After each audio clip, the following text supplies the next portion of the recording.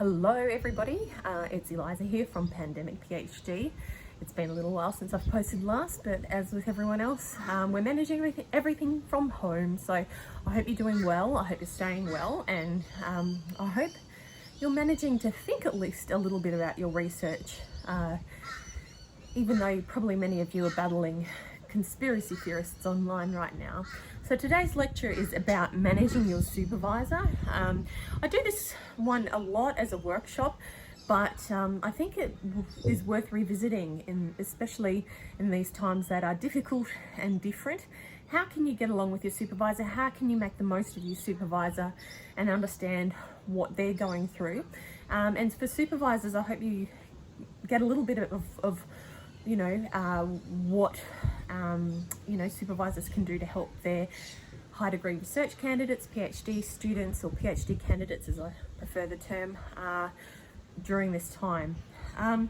So ultimately I always tell high degree research candidates or PhD candidates that their success depends on them, and largely them alone. If you dig your nails into a PhD enough, you will succeed eventually.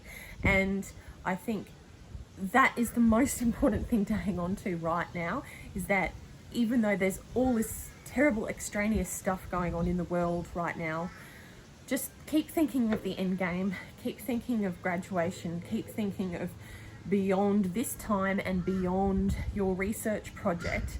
And you will ultimately succeed, even though things might seem a little too desperate right now. Ultimately, the PhD candidate is in control of their project. You are in control of your project. You are the project manager of your project. Your advisors, again, we call them supervisors in Australia, but I really do prefer the American term advisor. I think it's more reflective of how the relationship should be in this Western research culture. The advisor is there to help you as a consultant to the project. So just like on any other massive project, whether it be a building project or whatever, your advisor is there to consult with you. And when they're experts in the matter, it's always good to take their advice, unless you have solid proof that it's not a good idea. That's my friend. I've named the crows around the place, so that's probably Russell. Got Russell and Cheryl, who are a crow couple. They live in the tree back there. I'm slightly losing it in this COVID environment, but anyway, if you hear me referring to Russell and Cheryl or hear them in the background, it's just nice to be outside, really. That's what I'll take from that. So, what does being an advisor mean in the Australian context and otherwise? Because there are different research cultures around the world, and often when people come to, say, the United States, England, Australia, Western countries to do their research, they might be used to another research culture which could be quite prescriptive. The supervisor or advisor telling the student, very much a student, when to do what experiments, what studies, what write-ups, those sorts of things, and they're contributing in that way. Whereas really, it's you as the HDR candidate, the student, the advisee, the project manager of your research project. It's you that's in control, and your supervisors are there to consult with you. So ultimately, it's your responsibility to make sure things are getting done.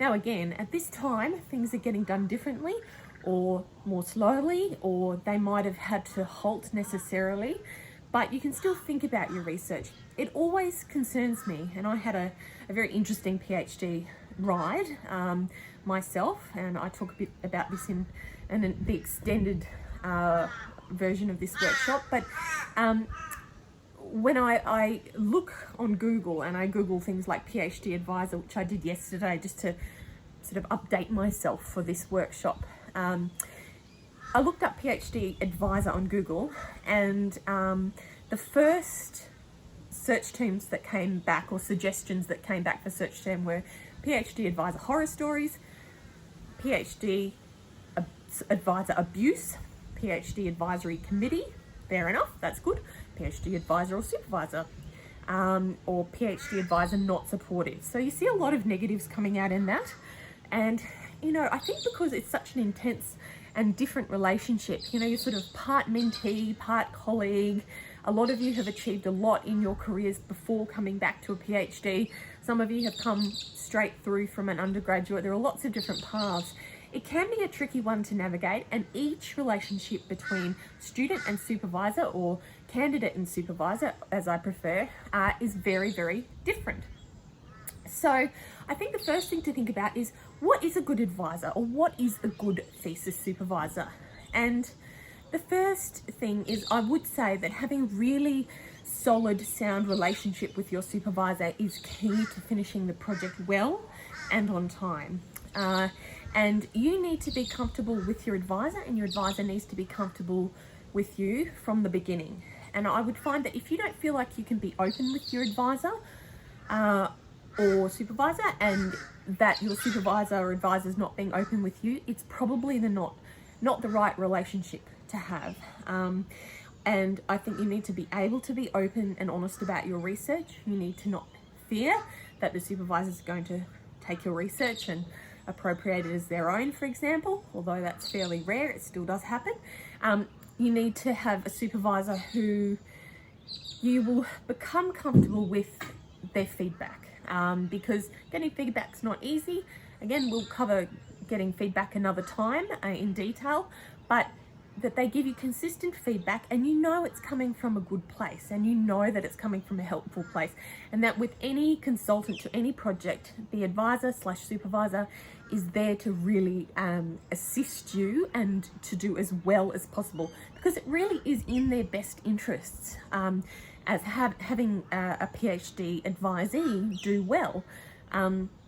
So their feedback does need to be consistent and constant. And we'll talk about what that means in the context of COVID and isolation and this, whole cycle of kind of a bit of despair at the moment.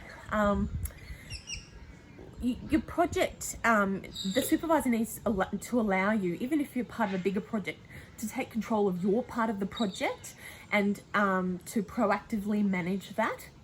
And also the other thing that I really like to tell HDR or PhD candidates about is that sometimes your supervisors need to provide you with what I call bureaucratic immunity. So for example, when the grad school is sending you automated emails through this COVID-19 thing, which they forgot to switch off, that say things like, you've got this milestone due, or this is due, or have you done this, or whatever, and it's not possible to do, your advisor needs to say to you, look, don't worry, I will sort it out. They can send as many threatening emails as they like at this time. This is not possible. Let me deal with it. And provide you with that space. They need to be able to back you up in times like this.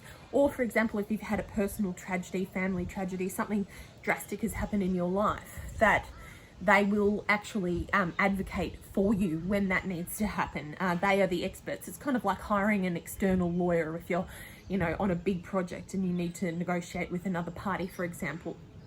So all of that makes for a really, really good supervisor. And I always like to look at it from the positive. This is what makes it good. Now, we all know what a bad supervisor is. It's the opposite, someone you're not comfortable with. But hopefully that's sorted out fairly early on in your candidature. But do ask questions. Make sure that you know that your supervisor is on your side, and that if you're not confident, figure that out. I'll wait till the kookaburras have finished.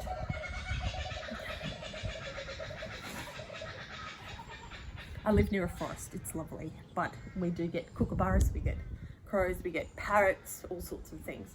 It's really quite lovely. Funnily enough, my cockatoo seems to be afraid of more of the native birds than of the crows, but anyway, very strange personality. So what I say is normal, obviously there's a spectrum of normal. A normal supervisory relationship involves asking lots and lots of questions, and that's really important. You need to ask lots of questions. Now, some people who come from other research cultures, those more prescriptive research cultures, they might not understand that asking questions is the norm. It might be like you're instructed to do something, figure it out yourself or else. And that's not what it's like here. You need to know that you can ask lots of questions, sensible questions, and that involves you asking questions of your supervisor and other people, but also people asking questions of you. So your supervisor should be proactively and positively challenging you to get the best from you. So, you know, at a time like this, things might lag a bit. The questions might be more like, how are you going? Have you been able to do anything? Are things with your family going okay? Are you managing childcare and any research at all? Those sorts of things are normal collegial questions which in odd situations in this time of crisis, you should be cared about, and you should be caring about other people to make sure that you're touching base, and that, you know, if things can't be done, that there is an understanding of why that's occurring. Now, the other thing is with this supervisory relationship in the bureaucratic community, some of your universities might be looking at extending extending timelines and giving you more time to do your PhD. Now, keep abreast of all of that, because I think this will be a very fast changing situation over the next year or so. Once the immediacy of the crisis is over, whenever that might be, of the COVID crisis, then universities are going to have to take stock and think about timelines, and whether it's reasonable for you to receive extensions and what funding will mean. But your supervisor needs to stay in tune with that, and you need to stay in tune with that, because sometimes reality is that HDI candidates go to a lot more training than supervisors at times, and they might find out first. So it's a two-way street with the information there. So keep in touch with your universities, your grad schools, and make sure you know what's going on in terms of timelines and extensions. Having said that, also on the personal level, apart from, you know, making sure that you're okay through this time, supervisors and you should be professional, kind, and appropriately friendly.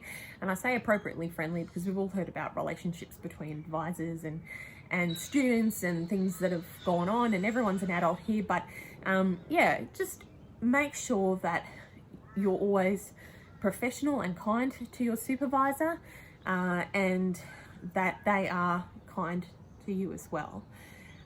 Supervisors should advise you and guide you by giving sound feedback and not rule and control. As I said before, there are some research cultures where people are very much, this is what is happening, and this is when we'll do this experiment, and this is when we will run this study, and this is how you contribute to the overall study, da da da da da. Whereas in, you know, our research culture, it very much should be, okay, so this is your project, or this is your part of the project. This is ultimately what you want to achieve with the project, and how we get you to graduate. But you're the project manager. You take control of this, and I'm here as your consultant advisor, like many other people are around the university, like the research librarians, like the graduate school, like the careers and counselling people. All of those people make up parts of your research family, and the research advisory team, or the consultant team that you have as part of your research project.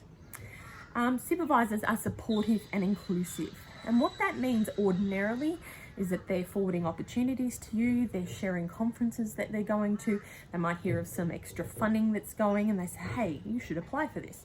Those sorts of things. They're saying, I'm writing a journal article, but there's a paragraph in there that covers your thesis. How about you write this paragraph for me, and I put you on as a second, third, whatever author. Those sorts of things are really important. They're including you, and they're sort of indoctrinating you into a research culture that's positive and friendly and kind and collegial as well, because research cannot happen without sound collegial relationships, and without really good teamwork these days, and that's happening in every field. Whereas back when I was doing my PhD, really, the research that I was doing was very individualistic, and but now more and more it's very collegial, and certainly it has been that way in science for much longer than in the social sciences as well. So again, just to sort of recap, just remember you are the project manager, and your supervisors or advisors are the chief project consultants. And you also have all of these other consultancy services around you that you should be accessing during your research project. And that goes for the supervisors as well. So there will be other ways you can access this support around your, at the moment, even though things aren't completely normal. There will be your universities or research institutes will be doing lots of online Zoom training, I'm assuming, having a lot of services offered online. And we talked a little bit about last week rejigging your project so you can manage it differently during this time. One of the things that you're going to have to figure out with your supervisor, hopefully soon, is ideally I tell people meet in person, but now there really needs to be a sensible schedule set for you and your supervisor to meet however often you agree, but still have a telephone conversation or a Zoom or a Skype conversation, because it's really important you keep up that contact one way or another with your advisor or supervisor. And if you are having team meetings, to arrange for those team meetings to occur with all of your advisors, all of your supervisors. And even if you organize a group meeting with all of your advisors, HDR candidates, or all of the PhD candidates within your department, I mean, that's a great thing to do as well, to sort of sit down and know that you're not the only one having problems with motivating yourself, or sitting down and writing, or reading journal articles because your mind is elsewhere. You've got things going on at home, you can't travel anywhere, you can't see your parents, you can't attend your usual activities which are great for your mental health at this time. You can't go to the gym, those sorts of things, meet up with your friends. It's really quite tough. So understand that you're not alone, but it's also good to talk to people and say, oh, this is what I'm dealing with, and everyone else say, we know how you feel because we're dealing with it too. It just reassures you that this abnormal state that we're all in is the norm at the moment for everybody else too. So you shouldn't feel bad about that at all. So ideally, meet as often as you can via Skype, Zoom, whatever you're using, and agree to sort of times when you will meet. And your supervisor and you, or your advisor and you, should have a regular schedule of meetings, say meeting every fortnight via Zoom at 2 o'clock on a Tuesday or something like that. It's completely up to you, but you do need to have that regular contact, even if it is just to say, look, I've really been struggling. Also, if you're coming up to critical decision-making points, I've noticed a lot of people on Twitter and other places saying that they're defending theses or going through confirmation, all of those sorts of things while this is all going on. And it's crazy that here you are doing this all online. Make sure that you're meeting your supervisors and the whole team at these critical points before you go through them. That's really important, to keep up that schedule even though it isn't in person, and make sure that you're asking those questions. And look, really, face-to-face is ideal, but having a Zoom, and we're so lucky that we have all of this technology, because we can look people in the eye and say, look, what is it that I really need to do? And make sure that we're understanding them and they're being understandable to us as well. So continue those meetings. In summary, continue the meetings. Now, if the supervisor isn't giving you what you need at this point, as my friends Hugh Kearns and Maria Gardner said, they read an article for Nature called "The Care and Maintenance of Your Advisor," and that was published in January 2011, page 570. So that was Nature volume 469. They say if your advisor isn't giving you what you need, you've got to go out and get it. And this all comes back to my point of you are the project manager. So you really need to push that. If your advisor for some reason has gone AWOL in this time, you need to chase that up, because it might not be anything to do with you. It might not be that they're a bad supervisor or anything like that. It might be because they've been dealing with some pretty rough stuff as well. So it's always good to make sure that you're aware if they've had to take sudden leave and not being able to tell you, that the department's aware that they're not communicating well, so that, you know, their welfare can be checked on by the department or whatever at the very least. So don't think automatically it's about you.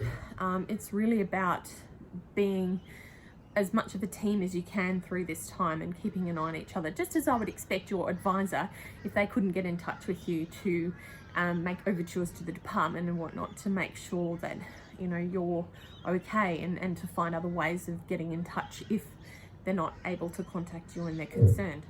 So you shouldn't be ashamed to say to your advisor that you haven't had a good time, and if your advisor doesn't react well to that, well, this is a question you need to be asking: are they the right advisor for you?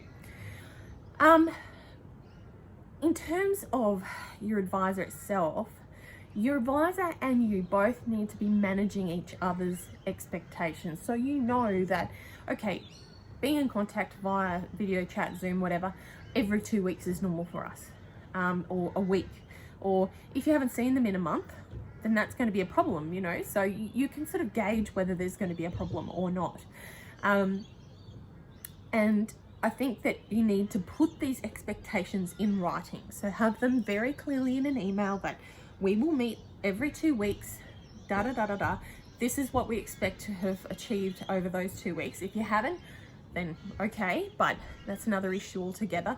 And, you know, no one's feeling particularly motivated at a time like this, but just know that you've got these regular contact points, these regular touchstones that you can make, you know, that you know are the norm for you and your supervisor, and what you expect your supervisor to have done for you and what you have been expected to do for your supervisor. So your supervisor might have writing to return to you that they have looked over, or some other sort of planning, and you might have something to deliver to them as well.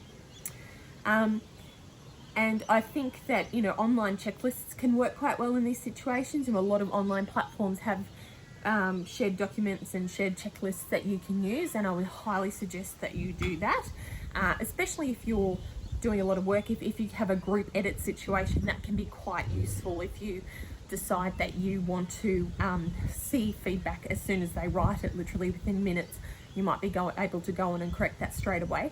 Otherwise, if you are doing the old word transfer where you email them a Word document, don't keep writing it, and don't keep working on that until the supervisor has had a chance to look at it. There's nothing more frustrating for an advisor to look at what their candidate or PhD student has been doing, and then just as you're finished and about to send it off back to them going, here's my feedback, to get an email saying, oh, don't worry about that last draft I sent you, I've updated it. It's like, stop it. So just give them a chance to read it and move on in the meantime and do something else. It can be quite frustrating. So before the meeting, and usually, you know, every 2 weeks or every month or whatever, but at least a week or so prior, I would say, or 2 weeks prior, you should be sending that work to them to give them a good, decent amount of time to review and provide feedback. And it depends how long it is. Again, depends on the expectations that you and your supervisor have set for each other. How much work are you sending? What are you sending? How long will they need to give you decent feedback? So, you know, a certain amount of time before the meeting, send the work. Don't keep working on it, but with the work, you can send along questions that you have for your supervisor, like, I feel like I could do better in this section, or I wasn't really clear where I could find, you know, XYZ resources to help me answer this question, or other questions like that. So it's good to see, you know, for the supervisor to see that you're thinking about, you know, you have your own critique of your work, your own internal critique. The other thing you should be doing before your meeting with your supervisor, analyze the notes you took of your last meeting with your supervisor or advisor. Think about the progress you've made, and then also the obstacles you've encountered. What assistance is required prior to that meeting, and write down specific questions for your supervisors. And after that point, once you've got the questions and you know what you're going to ask them the next meeting, it's always a good idea to send an agenda to your supervisors. Now, that doesn't need to be a formal meeting agenda. It can be, dear Steve, or whatever. I have Karen, whatever the name is. I have done this since the last meeting. We agreed to this, I've done this. I've had the following problems or obstacles that I've encountered in my research. This is what I need from you particularly. And these are the questions I'll be asking you. Now, that's not to say you can't ask more questions, but I think there's, you never want to unless it comes up in the meeting, you never want to ask a question of your advisor that, is on purpose to try and trap them or whatever. You also want to make sure that they have enough time to consider any tricky questions and potentially consult with others to come up with answers for you. And I think that's really important, because your supervisors will supervise best if you have big questions about your work, they have time to go and really carefully consider your questions. But again, at a meeting, many things can come up and they might say, look, actually I'm not sure, this is what I think, but I want to go away and consult and come back to you. So that can totally happen as well. So have a little agenda, ask them as well. Is there anything you want to talk about specifically that I should prepare for? There's no problems in asking that nobody wants to be blindsided in a meeting. And I think particularly in this time where we're in altered communications situations, that you want to make sure that you're both on the same page and that you're going to have a positive and productive meeting. You should never feel, and your supervisor should never feel like you're trying to catch each other out. That is not a good supervisory relationship. It's can be quite demeaning and quite negative. So always make sure you try to be on the same page as much as possible and ask those questions. So during the meeting, we can talk about meetings specifically another time, but I think after the meeting, it's always good to think about what you said during the meeting. Hopefully, maybe your supervisors have given you permission to record the meeting. Sometimes they do, because it's better to have a conversation rather than miss parts, but if you're down there, taking notes very busily. So make sure that you think carefully about what has happened at the meeting, and send them maybe a summary, just a quick summary. Say, okay, this is what we talked about. This is what I agreed to do before the next meeting. This is what you agreed to do before the next meeting. Is there anything I've missed? So that's really important to remember as well, that to make sure that you and your supervisors are on the same page, and that you're sending the minutes so that you understand what you need to do before the next meeting. Because it's very easy in meetings to sort of, if you get caught up thinking about something, miss something that your supervisor says, or your supervisors thought they've said something out loud, or you thought you've said something out loud and it hasn't sort of made it actually into the conversation. So just make sure that you understand, everyone on the team understands what needs to be achieved by the next meeting, whatever that might be, and be clear and write it down. Now, the reason I like sending emails in this situation is so you can look back and make sure you are on the same page. And it's not to catch anybody out, but it is just so you have a record to see how you've progressed with your supervisor, and whether you have misinterpreted something, whether your supervisor has misinterpreted something, and it's not nefarious at all, it's just something that might happen. So just think very carefully about whether you and your supervisors that you've written everything down that you have discussed, and to send those sort of fairly casual sets of minutes, just a quick record. And then you can also look at it before the next meeting to make sure you have achieved what you've said you're going to achieve, if that's been possible. So this sort of brings me to the end of what I'm talking about today. If you have any questions at all, please do feel free to comment on the video, or go to pandemicphd.com and make sure that you send me any questions or have any discussion points that you'd like me to talk about at another time. So I hope you all stay well. I look forward to you being in touch, and I hope this has been helpful. All right, have a great couple of weeks. Bye.